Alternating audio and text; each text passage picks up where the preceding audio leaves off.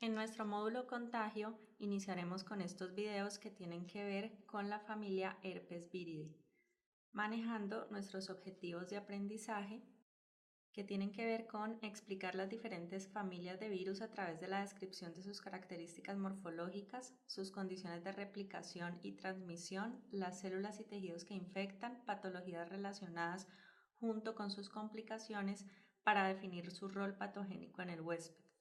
Describir la capacidad patogénica de cada virus a través de la identificación de los factores de virulencia de cada familia para relacionarlos con los signos y síntomas de las infecciones humanas e identificar las pruebas diagnósticas utilizadas en la detección de las diferentes especies virales a través de la clasificación e interpretación de su utilidad diagnóstica para seleccionar la más conveniente en cada caso clínico.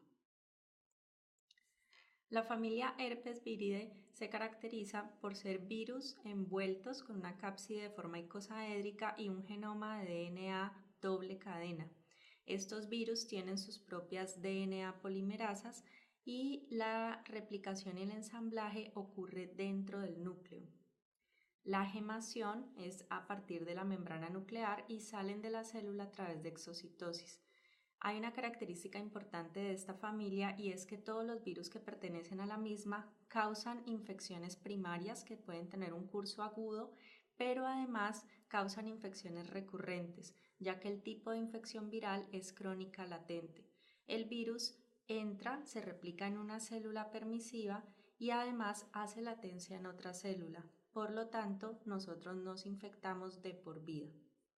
Las infecciones severas y complicadas aparecen en huéspedes susceptibles como neonatos, adultos mayores o huéspedes o individuos inmunocomprometidos.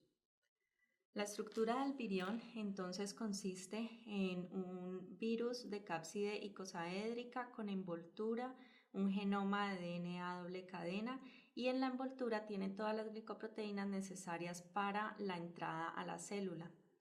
Estas glicoproteínas son la glicoproteína B y C que tienen tropismo por el heparansulfato, que es una molécula que puede estar expresada en muchas células, pero la glicoproteína D le da la especificidad ya que en algunos virus se une a la molécula HBEM que está expresada en linfocitos, células epiteliales y fibroblastos y también puede unirse a nectina 1, nectina 2 que está expresado en neuronas, células epiteliales y fibroblastos.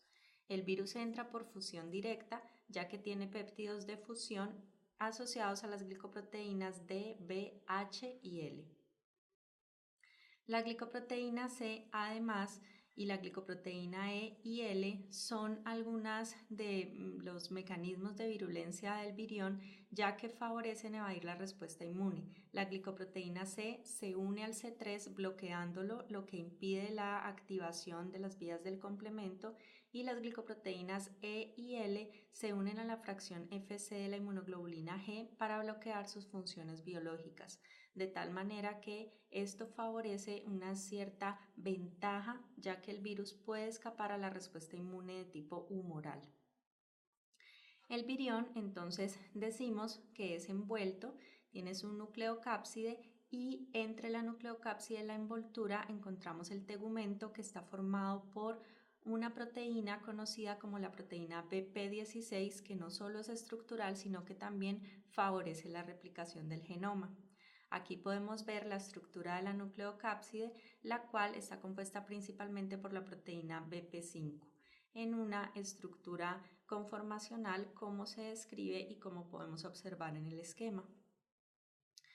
Los virus que pertenecen a esta familia se clasifican en tres grupos, dependiendo del tropismo a la célula a la que infectan y el tropismo a la célula en la que hacen tropismo. El grupo alfa son virus que se replican en epitelios y hacen latencia en tejido nervioso. Aquí están el herpes simple tipo 1 y 2 y el herpes virus humano tipo 3, que es el virus de la varicela zóster.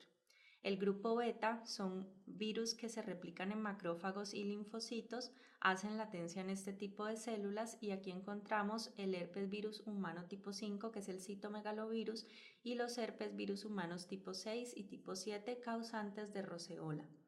Y tenemos el grupo gamma herpes virus que se replican en linfocitos B y tienen una característica importante y es que codifican para oncogenes virales, de tal manera que pueden estar presentes en algunos fenotipos de transformación. Estos encontramos el herpes virus humano tipo 4, que es el virus del Epstein-Barr, y el herpes humano tipo 8, que es el sarcoma de Kaposi. El ciclo de replicación del virus inicia con la entrada a la célula a través de la asociación de sus glicoproteínas con el receptor y la fusión directa. Una vez dentro de la célula, la cápside utiliza los microtúbulos para dirigirse hacia el núcleo. Antes de la entrada al núcleo ocurre la decapsidación y el genoma entra por uno de los poros nucleares. Una vez dentro del núcleo, la proteína BP16 se une al genoma, favoreciendo la formación de un DNA circular. Una vez el DNA está circular, ayudado por la RNA polimerasa 2 de la célula, favorece la síntesis de RNAs mensajeros inmediatamente tempranos que codifican para proteínas inmediatamente tempranas.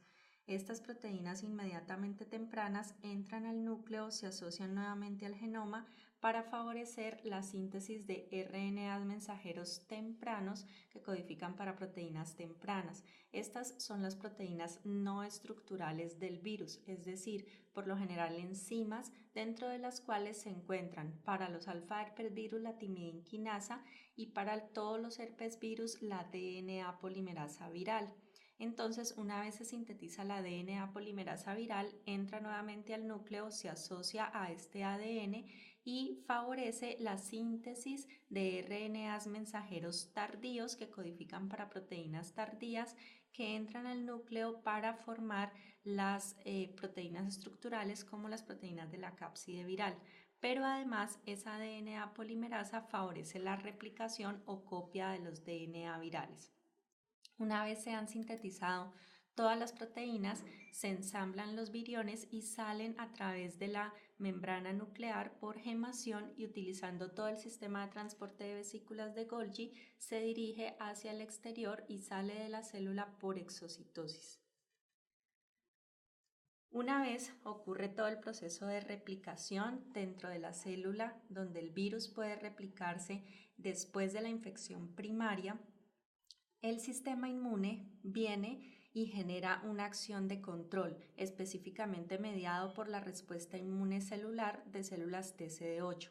Cuando todas las células TCD8 vienen y controlan la infección viral, el virus tiene la capacidad de entrar en otra célula a través de la unión de las glicoproteínas con receptores celulares y viajar a través de esta célula y alojar su genoma en el núcleo a través de un episoma. Un episoma es un DNA circular que expresa genes de latencia. Estos genes de latencia impiden la síntesis de RNAs mensajeros y por lo tanto, cuando el virus está en latencia no hay expresión de blancos, no hay expresión de proteínas y eso quiere decir que no puede haber una acción farmacológica cuando el virus está haciendo latencia. En tejido se han quedado una gran cantidad de linfocitos TCD8 de memoria cumpliendo con su función de vigilancia inmunológica. Pero cuando el individuo cae en un estado de inmunosupresión leve, por ejemplo por el estrés, por radiación solar, disminuye la expresión de una proteína conocida como mTOR y disminuye la síntesis de interferón gamma. Esto entonces genera una señal en el episoma que permite que se sinteticen genes inmediatamente tempranos y genes tardíos. Y esto permite nuevamente la síntesis de proteínas para que el virus se ensamble y pueda viajar hacia el tejido donde puede replicarse. Como expliqué anteriormente, recuerden que los genes tempranos que no se sintetizan en esta oportunidad son los que van a generar las DNA polimerasas. Por eso el virus en la célula en la que hace latencia no puede replicarse. Lo único que hace es un mecanismo de ensamblaje para poder migrar al tejido y encontrar la célula en la cual el virus sí se puede replicar. Entonces decimos que el virus tiene un flujo desde la periferia hacia el núcleo de la célula donde hace latencia, ayudado de los microtúbulos, y luego cuando baja la inmunovigilancia el virus nuevamente se ensambla y viaja hacia la periferia utilizando nuevamente los microtúbulos. la infección recurrente o infección secundaria es mucho menos severa que la infección primaria, ya que en el tejido hay células de memoria, linfocitos T de memoria, que van a permitir que la infección esta vez sea más localizada y se va a contener. Entonces, normalmente las infecciones recurrentes tienden a tener síntomas más leves que la infección primaria. Al terminar de observar este video, entonces debe quedar muy claro la definición de la familia Herpes viridae, la estructura, la forma de su cápside, las glicoproteínas que le dan el tropismo, el mecanismo de replicación y el mecanismo de latencia.